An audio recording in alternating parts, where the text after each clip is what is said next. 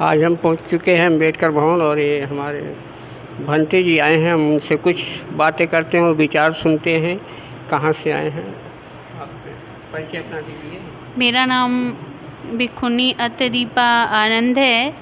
मैं सीतापुर से आई हूँ और मुझे अभी चीवर लिए हुए लगभग 2.5 साल हो रहा है। और अभी तक जब से मैंने चीवर लिया है तब से मैं गांव-गांव जा कर के और धम्म का संदेश और हाँ।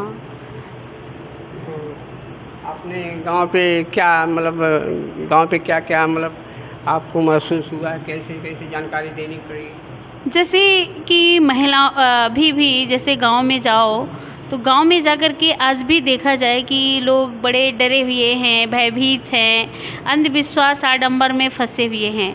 और लोग कहते हैं कि हमने बहुत ज़्यादा परिवर्तन कर लिया है। हमारे यहाँ गांव में भी मूर्ति लग रही हैं बाबा साहब की, बुद्ध विहार बने हुए हैं। लेकिन जिन गाँव में बुद्ध विहार बने हुए हैं उन गाँव में अगर हम देख रहे हैं तो देखा जाए तो एक ही आध घरों में परिवर्तन दिखता है, लोग बात मानते हैं। लेकिन उनके घरों में भी जिन घरों में लग रहा है कि वो बुद्ध धम्म के अनुयायी हैं, अनुयायी तो हैं, लेकिन उनके घरों की महिलाओं में भी आज भी आडंबर और अंधविश्वास भरा पड़ा है। केवल नाम मात्र जय भीम नमो बुद्धाय बुद्ध विहार बना लिए हैं, ये तो दिखता है, काफ़ी दिख रहा है परिवर्तन। लेकिन जो महिलाओं में अंधविश्वास, आडंबर और भय, अज्ञानता अभी भी समाहित है, उससे नहीं दिखता है कि फिर कि परिवर्तन आया है। क्या लगता है कि जो है कि आज भी हमारे लोग बौद्ध धर्म पे चल नहीं पा रहे हैं और महिलाओं में काफ़ी खास जो है कि उनमें अंधविश्वास भरा पड़ा है और उसको लोग निकाल नहीं पा रहे हैं। हाँ, यही बात है कि तथागत बुद्ध ने जैसे जो कहा था कि जहाँ पे अज्ञानता है वहाँ पे अंधविश्वास है, जहाँ पे अंधविश्वास है वहाँ पे भय है। तो भय की बात है कि जहाँ पे भय होगा वहाँ पे अंधविश्वास तो रहेगा ही, क्योंकि वो भय से मुक्त नहीं हो पा रहे हैं। और जब भय से मुक्त नहीं हो पा रहे हैं तो वही गंडा तबीज, झाड़ फूंक और कर्मकांड, और कह लीजिए कि जैसे अभी ये महीना शुरू हुआ है और इस महीने में जिसको बोलते हैं श्राद्ध पक्ष चल रहा है। तो श्राद्ध पक्ष में अभी देख लीजिए कि वो जय भीम नमो बुद्धाय करने वाले, जिन्होंने बुद्ध विहार तक बनवाया है, जिन्होंने मतलब अम्बेडकर मूर्ति को स्थापित किया है, वो भी आज के दौर में या आज के डेट में देख लीजिए कि वो भी अपने पितरों को खिला रहे हैं। आज भी माता पितरों को खिला रहे हैं। तो अभी भी उनके धर्म मन से स्वर्ग नरक की भावना जो भरी हुई है। जबकि बाबा साहब ने जो 22 प्रतिज्ञाएं दी तो उसमें लिखा है कि मैं कभी श्राद्ध नहीं करूंगा और मैं कभी पिंडदान नहीं करूंगा, मैं कभी इस तरीके से जो भी कर्मकांड है वह नहीं करूंगा। लेकिन अभी भी समाज जो है वो डरा हुआ है, भयभीत है, वो अभी भी अज्ञानता के जाल में फंसा हुआ है। कहा जाए यानी कि माना जाए कि ये अभी भी वो बौद्ध धर्म को अपनाने पर राजी नहीं है। हाँ, बिल्कुल ऐसा ही कह लीजिए आप कि एक तरफ तो जय भीम नमो बुद्धाय कर रहा है, लेकिन पूर्ण रूप से अगर कहा जाए कि तथागत बुद्ध के विचारों पे या बाबा साहब भीमराव अंबेडकर के विचारों पे चल पा रहा हो तो कभी कभी ऐसा लगता है कि बहुत समझाया जाए, लेकिन बात वही है कि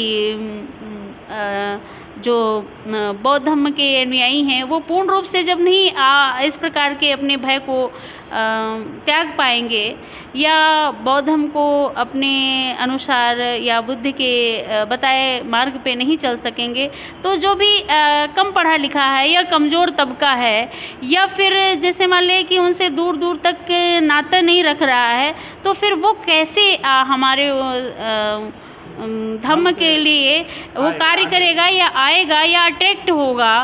तो इसलिए लगता है कि यही कमजोरी है कि आज बौद्ध धर्म जो है जिस बढ़ने की बात कर रहे हैं तो बौद्ध धर्म नहीं बढ़ा है, केवल जय भीम नमो बुद्धाय बढ़ा है। तो कहीं न कहीं ये समाज काफ़ी भूल भुलैया में है और ये समाज जो है केवल दिखावा कर रहा है कहीं अपने बिल्कुल दिखावा कर रहा है। अगर वो भिक्षु लोगों को दान भी कर रहा है तो डर में कहीं जोड़ दे रहा है कि हमारे परिवार का भला होगा, कहीं जोड़ के चल रहा है कि हमारे बच्चों की नौकरी लगेगी, कहीं जोड़ करके, क्योंकि हमारे साथ में भी ऐसा होता है कि लोग कहते हैं कि ऐसा आशीर्वाद दीजिए, ऐसा वो करिए। कहीं ये स्वार्थ है। जी जी जी, बिल्कुल बिल्कुल। लेकिन इस मतलब जोड़ करके कोई नहीं कर रहा है कि हाँ भंते जी आपको कार्य करना है, जितनी ज़रूरत हो, या समाज में जाइए, हम समाज के लिए किराया भाड़ा इत्यादि आपकी सुविधाओं को प्रदान करेंगे, और हाँ धम्म देशना करिए और हम आपके साथ में हैं। इस प्रकार से मतलब बहुत कम ही लोग आगे आए हैं आज तक। लेकिन कह लीजिए कि जो दान कर रहा है, जो अपनी श्रद्धानुसार दान कर रहा है, वो यही जोड़ करके दान करता है। कहीं कहीं वो भी सोच रहा है कि समाज के अपने दान का फायदा 4 गुना निकाल लूँ। जी जी जी, बिल्कुल बिल्कुल। तो अभी जब तक ये अज्ञान नहीं निकल पाएगा, जब तक अंधविश्वास नहीं निकल पाएगा, तब तक बौद्ध धर्म कैसे बढ़ पाएगा? केवल कह लीजिए कि देशना करने से, या केवल कार्यक्रमों को करने से, या फिर कह लीजिए वंदना तो बहुत करते हैं लोग, लेकिन जो है कि वंदना भी करते हैं, नमस्कार भी करते हैं, लेकिन फिर भी क्यों नहीं चल रहे हैं? हमने देखा है कि जिन लोगों ने बुद्ध विहार को बनवाया है, गांव-गांव में मैंने भ्रमण किया, बस्ती में भ्रमण किया, लगभग कम से कम 500-600 गांवों का भ्रमण किया। लोगों ने बुद्ध विहार तो बनवा लिया।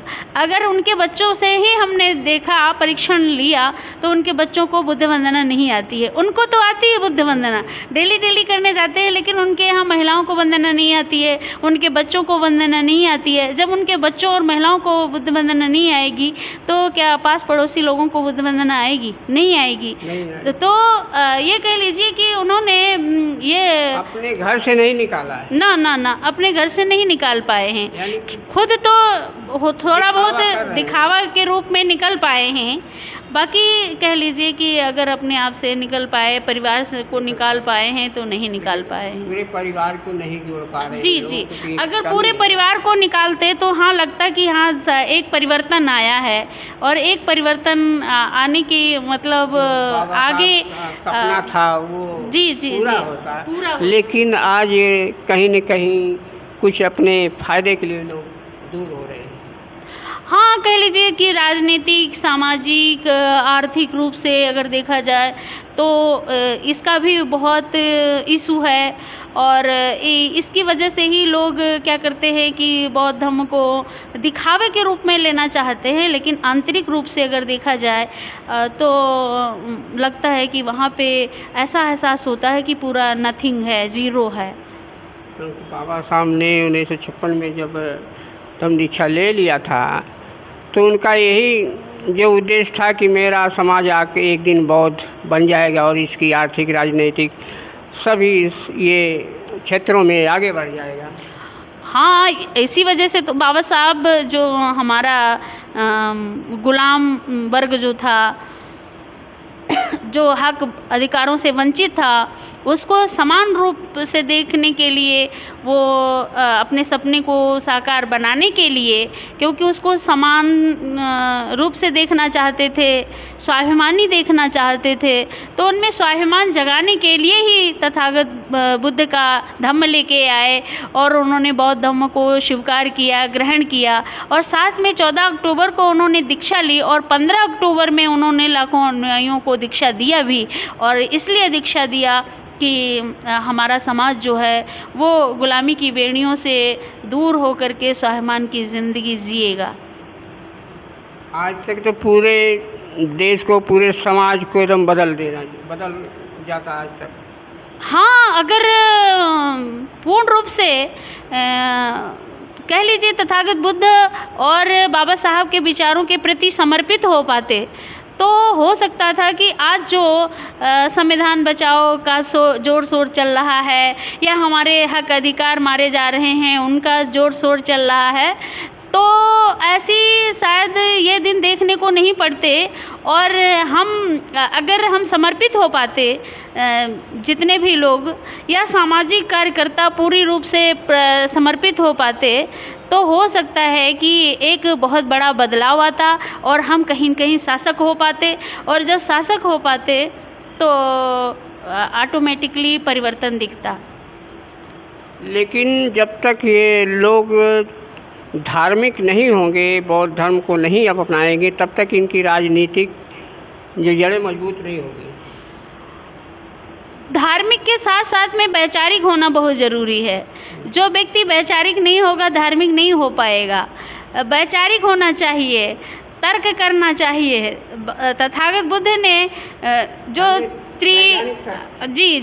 जो अपने त्रिशरण और पंचशील का जो संदेश दिया है उसी का एक अनुसरण करते हुए, अनुपालन करते हुए बाबा साहब भीमराव अम्बेडकर जी ने भी शिक्षित बनो का जो संदेश दिया, तो इसी वजह से दिया कि जो हमारे देश में, जो हमारे वर्ग में जो कमज़ोर वर्ग है, जो कमज़ोर वर्ग है, जो दबा कुचला वर्ग है, जिन पे अत्याचार शोषण किया हुआ वर्ग है, तो ऐसा जो व्यक्ति समझेगा, जानेगा, तो अपनी अज्ञानता को दूर करके अपनी को स्वाभिमानी ज़िंदगी जी सकेगा। इसलिए वो समर्पित थे, इसलिए उन्होंने बहुत संघर्ष किया। तथागत बुद्ध ने संघर्ष किया, बाबा साहब ने संघर्ष किया, अनेक लोगों ने संघर्ष किया कि हमारे जो गरीब तबके हैं वो स्वाभिमान का जीवन जी सकें।